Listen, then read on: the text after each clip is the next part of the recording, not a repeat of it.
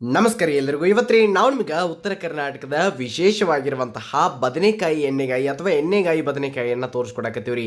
ಬಹಳ ಸುಲಭವಾಗಿ ಮಾಡಬಹುದಂತಹ ಈ ಒಂದು ರೊಟ್ಟಿ ಜೊತೆ ತಿನ್ನುವಂತಹ ಜಬರ್ದಸ್ತ್ ಆಗಿರುವಂತಹ ಪಲ್ಯ ನಿಮಗೆ ಭಾಳ ಭಾಳ ಪಸಂದ್ ಬರ್ತದೆ ರೀ. ಹೆಂಗಂತೇಳಿ ನಾವು ನಿಮ್ಗೆ ಸರಳವಾಗಿ ತೋರಿಸ್ಕೊಡ್ತೀವಿ. ಅದಕ್ಕಿಂತ ಮೊದಲು ನೀವೇನ್ರಿ ನಮ್ಮ ಚಾನಲನ್ನು ಸಬ್ಸ್ಕ್ರೈಬ್ ಮಾಡಿರಲಿಲ್ಲ ಅಂತಂದ್ರೆ ಜಲ್ದಿ ಮಾಡಿಬಿಡ್ರಿ. ನೋಡಿ, ಈ ಒಂದು ರೆಸಿಪಿ ಮಾಡೋಕೆ ನಾವು ಮೊದಲಿಗೆ ಶೇಂಗಾನ ಚಲೋತ್ನಂಗೆ ಹುರಿದು ಇಟ್ಕೊಳ್ಬೇಕಾಕೈತ್ರಿ. ಆಮೇಲೆ ಏನು ಮಾಡಿರಿ, ಕರಿ ಎಳ್ಳು ಬಿಳಿ ಎಳ್ಳು ತೊಗೊಂಡು ನಡಿತೈತ್ರಿ, 1 ಟೀ ಸ್ಪೂನ್ ಅಷ್ಟು ತೊಗೋರಿ. ಆಮೇಲೆ ಏನು ಮಾಡಿರಿ, ಗುರೆಳ್ಳನ್ನು ನೀವು 1 ಟೇಬಲ್ ಸ್ಪೂನ್ ಅಷ್ಟು ಸಮೀಪ ತೊಗೋರಿ. ಇವನ್ನ ನೀವು ಏನು ಮಾಡಿರಿ, ಚಲೋತ್ನಂಗೆ ಹುರಿಬೇಕಾಕೈತ್ರಿ.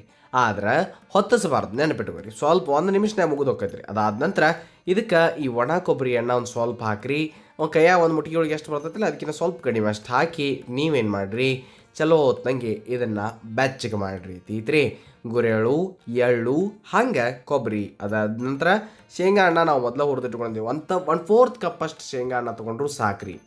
ಆಮೇಲೆ ಇವನ್ನ ಸ್ವಲ್ಪ ಆರಕ್ಕೆ ಬಿಡ್ರಿ, ಒಂದು ಈಟ್ ಆರಲಿ ಅಷ್ಟು ಆರಿದ ಮೇಲೆ ಒಂದು ಮಿಕ್ಸರ್ ಜಾರ್ದಾಗ ನೀವು ಇವೆಲ್ಲವನ್ನ ಹಾಕಿ ಗೆರ್ರ ಅಂಥೇಳಿ ಪುಡಿ ಮಾಡಿಕೊಂಡು ಬರಬೇಕು.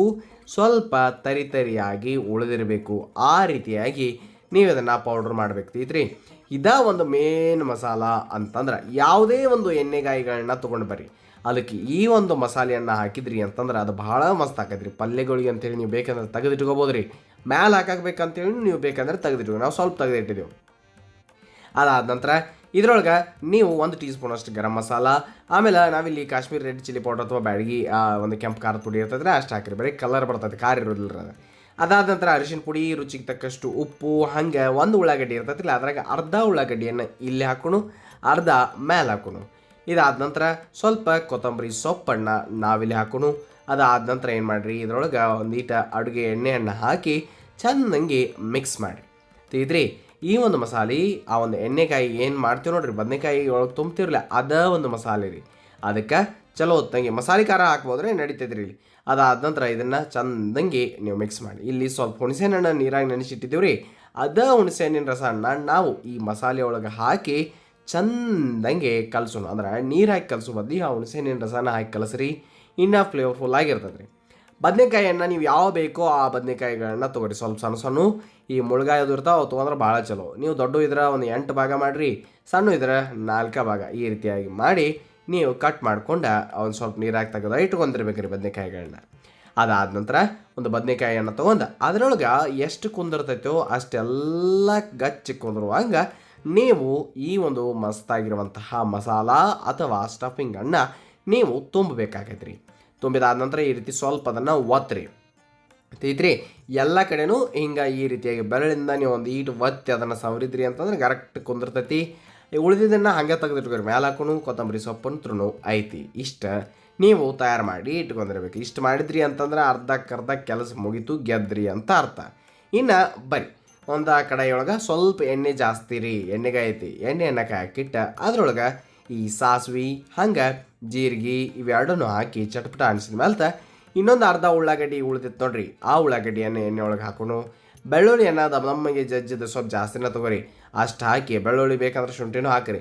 ಅದಾದ ನಂತರ ಇಲ್ಲಿ ನೀವು ಏನು ಮಾಡಿರಿ ಅಂತಂದ್ರೆ ಚಂದಂಗೆ ಅದನ್ನು ಫ್ರೈ ಮಾಡಿ ಆಮೇಲೆ ಈ ಬದನೆಕಾಯಿಗಳನ್ನ ಏನು ನಾವು ಮಸಾಲೆ ತುಂಬಿದೆ ನೋಡ್ರಿ, ಆ ಬದನೆಕಾಯಿಗಳನ್ನ ಇಲ್ಲಿ ನಾವು ಇಡಬೇಕ್ರಿ. ಎಣ್ಣೆ ಒಳಗೆ ಫ್ರೈ ಮಾಡ್ಬೇಕ್ರಿ. ಚಲೋತ್ನಾಗೆ ಎಣ್ಣೆ ಒಳಗೆ ಫ್ರೈ ಮಾಡಿದ್ರೆ ಅದು ಎಣ್ಣೆಗಾಯಿ ಬದನೆಕಾಯಿ, ನೆನಪಿಟ್ಟುಕೊರಿ. ಈಗ ಆ ಕಡೆಯಿಂದ ಈ ಕಡೆ ಸಮಾಧಾನಲೆ ಮಸಾಲೆನೂ ಹೊರಗೆ ಬರಬಾರ್ದಂಗನ ಅದು ಬರೋದಿಲ್ಲ ರೀ, ಯಾಕಂದ್ರೆ ನೀವು ಅಷ್ಟು ಚಂದಂಗೆ ಹಚ್ಚಿ ಕೊಣಿಸ್ತಿರ್ತೀರಿ.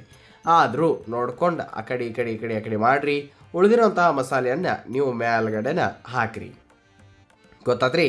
ಇಷ್ಟನ್ನು ಹಾಕಿ ಮತ್ತೊಮ್ಮೆ ನೀವು ಅದನ್ನು ತಿರುವಾಡಿ. ಇದರೊಳಗೆ ಎಣ್ಣೆ ಇನ್ನೂ ಯಾಕೆ ಜಾಸ್ತಿ ಅನ್ಸತ್ತೆ, ಈಗ ನಿಮಗೆ ಎಣ್ಣೆ ಕಡಿಮೆ ಅನ್ಸತ್ತೈತ್ರಿ ಅಂತೀರಿ. ಆದ್ರೆ ಶೇಂಗಾ ಐತ್ರಿ, ಎಳ್ಳು ಐತ್ರಿ, ಒಣ ಕೊಬ್ಬರಿ ಐತ್ರಿ, ಅದು ಎಲ್ಲನೂ ಎಣ್ಣೆ ಅಂಶನ ಬಿಡ್ತೈತ್ರಿ ಮುಂದಕ್ಕೆ. ಹಿಂಗೆ ಸೈಡಿಂದ ಸ್ವಲ್ಪ ಎಣ್ಣೆ ಬರುವಾಗ ಒಂದು ಅರ್ಧ ವಾಟಿಯಷ್ಟು ಅಥವಾ ಅರ್ಧ ಗ್ಲಾಸಷ್ಟು ನೀರನ್ನು ನೀವು ಇಲ್ಲಿ ಹಾಕಿ ಅಂದ್ರೆ ಕುದಿಬೇಕ್ರಿ. ಬದನೆಕಾಯಿ ಐತ್ರಲ್ಲ ಅದು ನೋಡ್ಬೋದು ನೀವು, ಹೊರಗೆ ಬಂದಿಲ್ಲ ಹಂಗೈತೆ ಮಸಾಲೆ. ಹಂಗೆ ನೀವು ಬಿಟ್ಟು ಅದನ್ನು ಚಲೋತ್ನಾಗ ಕುದಿಸ್ಬೇಕು. ಇನ್ನೊಂದು ಸ್ವಲ್ಪ ಹುಣಸೆಹಣ್ಣಿನ ರಸ ಹಾಕಿರಿ. ಹಂಗೆ ಇಲ್ಲಿ ತಪ್ಪಲಾರ್ದ ಬೆಲ್ಲ ಸಹ ಹಾಕಿರಿ. ಎಷ್ಟು ಬೇಕೋ ನೋಡ್ಕೊಂಡು ಅಷ್ಟು ಬೆಲ್ಲವನ್ನು ಹಾಕಿರಿ. ಅದಾದ ನಂತರ ಕೊತ್ತಂಬರಿ ಸೊಪ್ಪನ್ನು ಹಾಕಿರಿ. ಆಮೇಲೆ ಇದನ್ನು ಸ್ವಲ್ಪ ಲಿಡ್ಡನ್ನು ಕ್ಲೋಸ್ ಮಾಡಿ ಲೋ ಫ್ಲೇಮ್ದಾಗ ಇಟ್ಟು ಕುದಿಸಿದ್ರಿ ಅಂತಂದ್ರೆ ಪೂರ್ತಿ ಎಣ್ಣೆ ಕಟ್ಟು ಬಿಟ್ಕೊಂಡು ಭಾಳ ಮಸ್ತಾಗಿರುವಂತಹ ಎಣ್ಣೆಗಾಯಿ ಬದನೆಕಾಯಿ ತಯಾರಾಗ್ತದ್ರಿ. ಮ್ಯಾಲೆ ಮತ್ತೊಂದು ಈಟ್ ಕೊತ್ತಂಬರಿಯಿಂದ ಗಾರ್ನಿಷ್ ಮಾಡಿದ್ರಿ ಅಂತಂದ್ರೆ ನೋಡಾಕನು ಚಂದ, ತಿನ್ನಕ್ಕೆ ಅಗದಿ ಆನಂದ ಆಗಿರುವಂತಹ ಉತ್ತರ ಕರ್ನಾಟಕದ ವಿಶೇಷ ಈ ಒಂದು ಬದನೆಕಾಯಿ ಎಣ್ಣೆಗಾಯಿ ನೀವು ಮಾಡಿದ್ರಿ ಅಂತ ಅರ್ಥ ರೀ. ಸಿಂಪಲ್ಲಾಗಿನ ಮಾಡಿ ತೋರಿಸಿದ್ದೀವಿ, ಸರಳಾಗಿ ಮಾಡಿ ತೋರಿಸಿದ್ದೀವಿ. ರೊಟ್ಟಿ ಜೊತೆ ಬಿಸಿ ಬಿಸಿ ರೊಟ್ಟಿ ಜೊತೆ ಮಾಡ್ಕೊಂಡು ತಿನ್ನಿರಿ, ಭಾಳ ಮಸ್ತಾಗಿರುವಂತಹ ಗ್ರೇವಿ ಅನಿಸ್ತದೆ ನಿಮಗೆ. ಹಂಗೆ ಇಲ್ಲಿ ನಾವು ನಿಮಗೆ ಕೆಂಪು ಖಾರದಿಂದ ತೋರಿಸಿದ್ದೀವಿ. ಅಕಸ್ಮಾತ್ ನಿಮಗೆ ಹಸಿ ಖಾರ ಆಗಿ ಮಾಡೋದು ಬೇಕಂದ್ರೆ ನಮ್ಮ ಚಾನಲ್ದಾಗ ಈಗಾಗಲೇ ಐತಿ, ತಾವು ಅದನ್ನು ನೋಡಿಲ್ಲ ಅಂತಂದ್ರೆ ನೋಡ್ಕೊಂಡು ಬರ್ರಿ ಅಂತ ಹೇಳ್ತಾ ನೆನಪಿರಲಿ, ಇದು ಸವಿರುಚಿಯ ಸುಬಗು ಅನ್ನದಾತ ಸುಖೀ ಭವ. ಧನ್ಯವಾದಗಳು, ನಮಸ್ಕಾರ.